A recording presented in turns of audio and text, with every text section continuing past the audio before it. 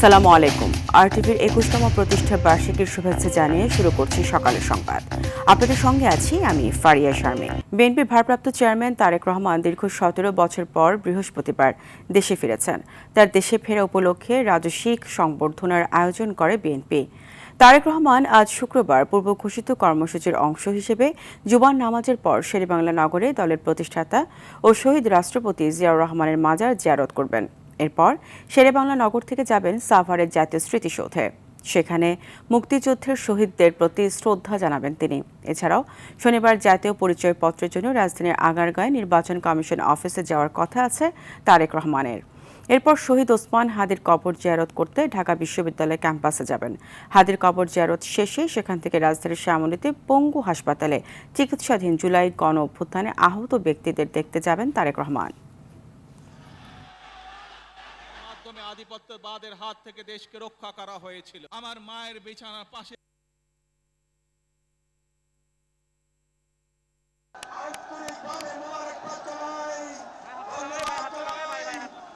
দূর দূরান্ত থেকে বিভিন্ন জেলা থেকে দলের নেতা কর্মীরা উপস্থিত।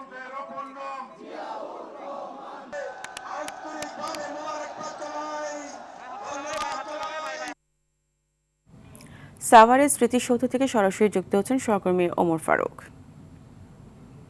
ফারুক, স্মৃতিসৌধে নিরাপত্তা ব্যবস্থা সম্পর্কে জানাবেন।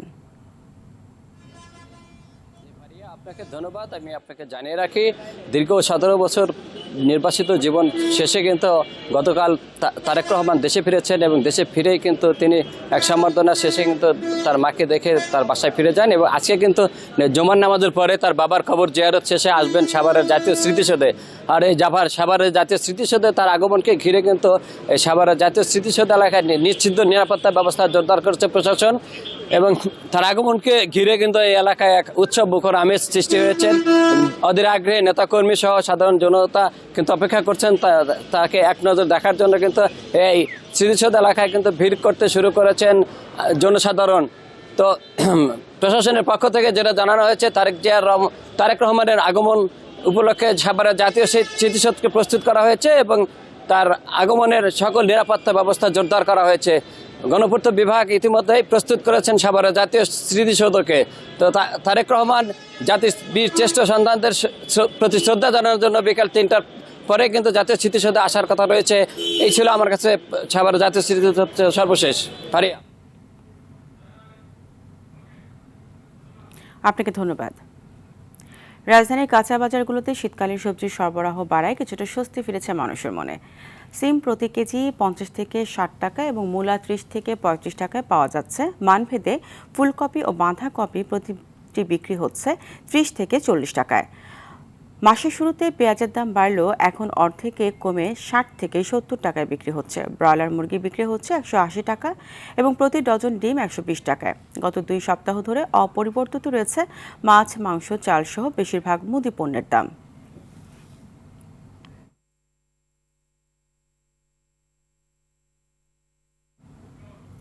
দর্শক, এই মুহূর্তে রাজধানীর কারওয়ান বাজারে আছেন সহকর্মী আলওয়ান খান। আমরা সরাসরি চলে যাচ্ছি সেখানে।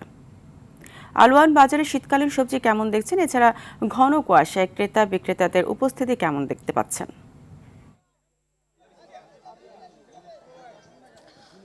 ফারিয়া, যেমনটি বলছিলেন, শীতকালীন সবজিতে কিন্তু রাজধানীর বাজারগুলো টইটুম্বুর হয়ে আছে। সব ধরনের শীতকালীন সবজি কিন্তু আমরা দেখতে পাচ্ছি বর্তমানে বাজারে উপস্থিত এবং দামও ক্রেতাদের হাতের নাগালের ভিতরে আছে।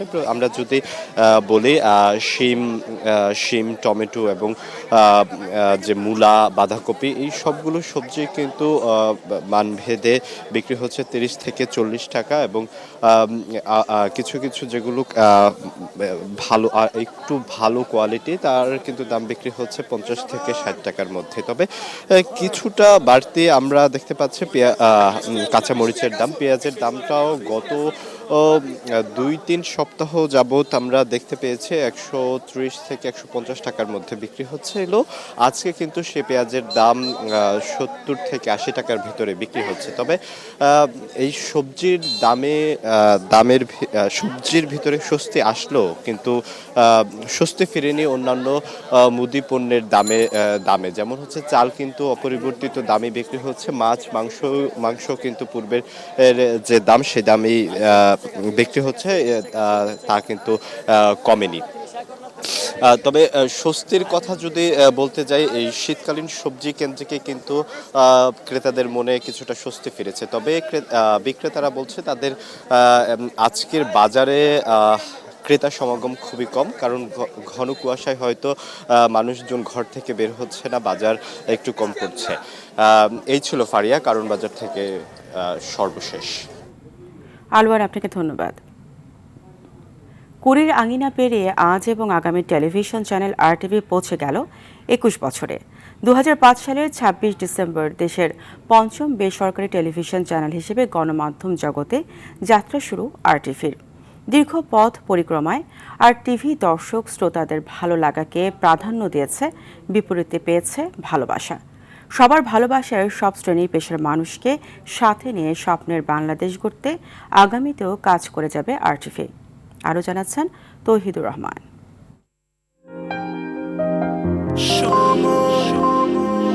তোমার অপেক্ষায় তুমি কোথায়?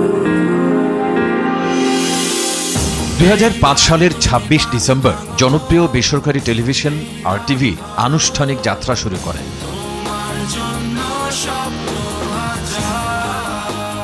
1, 2, 3, 4 গুনে গুনে দর্শক শ্রোতার ভালোবাসায় 21 বছরে পৌঁছল সবার প্রিয় টেলিভিশন RTV। অনুষ্ঠান কিংবা সংবাদ, বিনোদন, রাজনীতি, অর্থনীতি, ক্রীড়া সব ক্ষেত্রে RTV ভালোবাসা পেয়েছে সমাজের সর্বস্তরের মানুষের।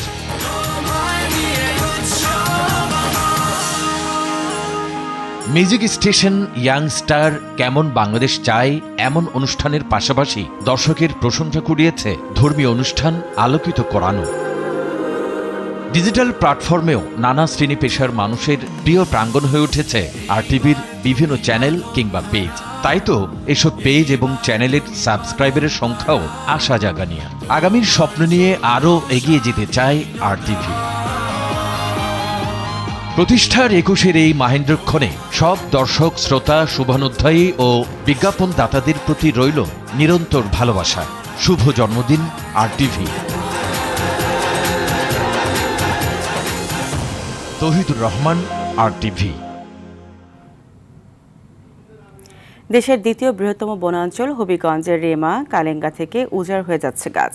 প্রভাবশালীদের ছত্রছায়া দীর্ঘদিন ধরেই অবৈধ পাচারে নিশ্চিহ্নের পথে পুরো অভয়ারণ্য। এমনকি বনরক্ষীদের সঙ্গে বনদস্যুদের ভয়াবহ গুলি বিনিময়ের ঘটনাও ঘটেছে। এতে চরম নিরাপত্তাহীনতায় ভুগছেন বনরক্ষীরা। হবিগঞ্জ থেকে শহীবুর রহমানের তথ্যচিত্রে জানাচ্ছেন লিওন আজাদ। হবিগঞ্জের চুনারু ঘাট উপজেলার ভারত সীমান্ত ঘেঁষা জীববৈচিত্র্যে সমৃদ্ধ রেমা কালেঙ্গা বনাঞ্চল হুমকির মুখে। রেমা কালেঙ্গায় রয়েছে 638 প্রজাতির গাছপালা ও লতাগুল্ম।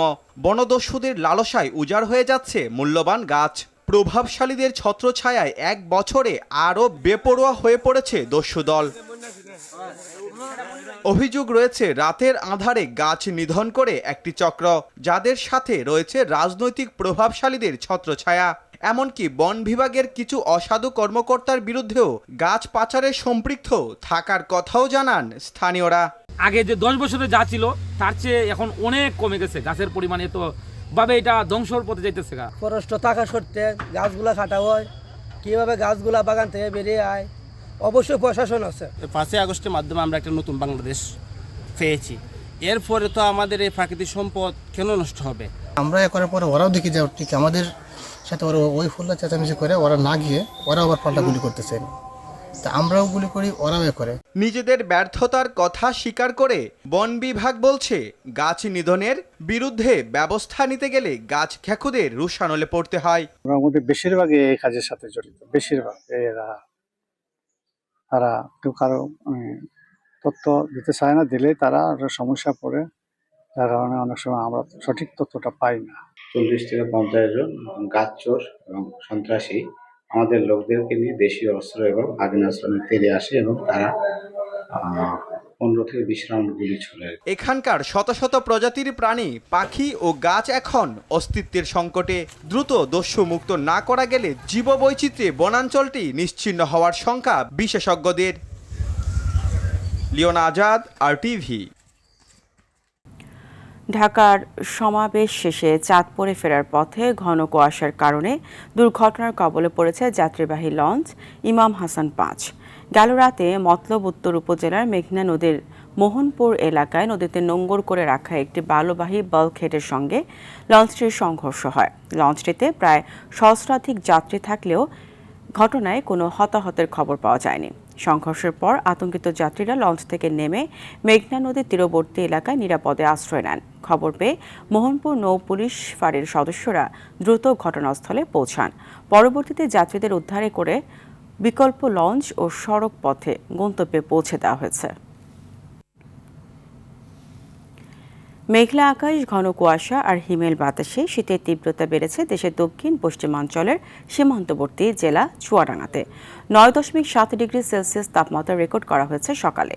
পাবনার ঈশ্বরদীতে 10.3 ডিগ্রি সেলসিয়াস, পঞ্চগড়ে 11 ডিগ্রি সেলসিয়াস, কুড়িগ্রামে 11.4 ডিগ্রি সেলসিয়াস, বগুড়াতে 12.2 ডিগ্রি সেলসিয়াস এবং বাতাসের আর্দ্রতা 96% রেকর্ড করা হয়েছে। এদিকে দিনাজপুর এবং হিলিতে 12.5 ডিগ্রি সেলসিয়াস, বাতাসের আর্দ্রতা 92% রেকর্ড করেছে জেলা আবহাওয়া অফিস। কৃষি উৎপাদন বাড়াতে সৌদি আরব থেকে 80,000 টন ইউরিয়া সার আমদানির অনুমোদন দিয়েছে অন্তর্বর্তী সরকার। আর সংরক্ষণ ও বিতরণের সুবিধার্থে নওগাঁ ও বগুড়ায় নির্মাণ করা হবে বাফার গুদাম। ডিসেম্বরের মাঝামাঝিতে অর্থ উপদেষ্টা ডক্টর সালাউদ্দিন আহমেদের সভাপতিত্বে অনুষ্ঠিত সরকারি ক্রয় সংক্রান্ত উপদেষ্টা পরিষদ কমিটি এই অনুমোদন দেয়। প্রায় 400 কোটি টাকা ব্যয়ে সৌদির সার্বিক অ্যাগ্রো নিউট্রিশিয়ান্স কোম্পানি থেকে আনা হচ্ছে এই সার। এর আগে শিল্প মন্ত্রণালয় 40,000 টন করে 2 বারে বাল্ক গ্র্যানুলার ইউরিয়া সার আমদানির অনুমোদন দেয়। সেই সঙ্গে দেশের বিভিন্ন জায়গায় 34টি গুদাম নির্মাণ প্রকল্পের আওতায় নওগাঁয় 25,000 টন ধারণ ক্ষমতার একটি এবং বগুড়ায় 20,000 টনের অপর একটি বাফার গুদাম নির্মাণের পূর্ত কাজের ক্রয়ের অনুমোদন দেয়।